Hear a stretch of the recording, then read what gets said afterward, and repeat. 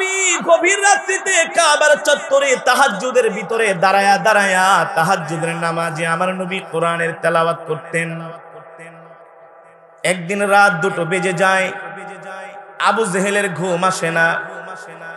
আবু জেহেল ঘড়ির দিকে তাকায় আর মনে মনে চিন্তা করে, এই সময়ে তো ভাতিজা মোহাম্মদ কোরআন তেলাওয়াত করার জন্য বাইতুল্লাহ কাবার চত্বরে আসে। কনকনে শীত। আবু জেহেল ঘর থেকে বের হওয়ার জন্য প্রাণপণ চেষ্টা করতেছে, কিন্তু তার স্ত্রী উম্মে জামিল সেও ঘুমায় না। এখন এত বড় নেতা হইয়া যদি রাত 3টা বাজে ঘর থেকে বের হয়, স্ত্রী জিজ্ঞেস করবে কি? কথা বলে বলবে না তুমি কোথায় যাও? যদি বলে আমি মুহাম্মাদের কোরআন শোনার জন্য যাচ্ছি, স্ত্রী বলবে তুমি এত বড় নেতা হয়ে গেছো, দিনের বেলা মুহাম্মাদের বিরোধিতা করো আর রাত্রবেলা তার কোরআন শোনো, তোমার কি লজ্জা লাগে না? বলবে কি বলবে না? আবু জেহেল ছিলেন চিকন বুদ্ধির মানুষ। কি শয়তানি খুব ভালো বস্তু। এই সমাজের মধ্যে কিছু চিকন বুদ্ধির মানুষ আছে, খালি একজন আরেকজনকে খোঁচায়, আছে না?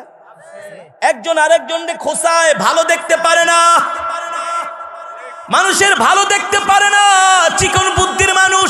এগুলো আবু জেহেলের স্বভাব। আবু জেহেল একটু পর পর তার স্ত্রীর দিকে তাকায়, দেখে ঘুমায় না। শয়তানটা ঘুমায় না কেন? উম্মে জামিলও ছিলেন মহিলা টাইপের নেত্রী। কি টাইপের?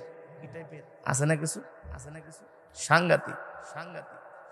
তুমি রাত্রে একা একা মুহাম্মাদের কোরআন তেলাওয়াত শুনতে যাইবা আর আমি তোমাকে যেতে দিমু? এটা হইতে পারে না।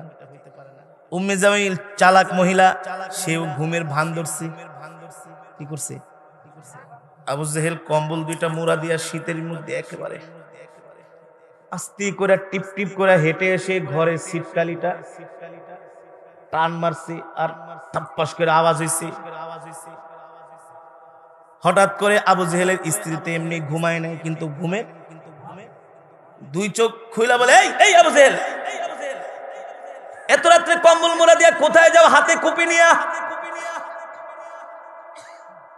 আবু জেহেল চেতে মেতে ফায়ার, যেটার লেগে এতক্ষণ কৌশল করলাম সে তো দেখে ফেলছে। আবু জেহেল কয় না না না, এখন স্ত্রীর সাথে নরম ব্যবহার করলে একটু গরম দিতে হবে।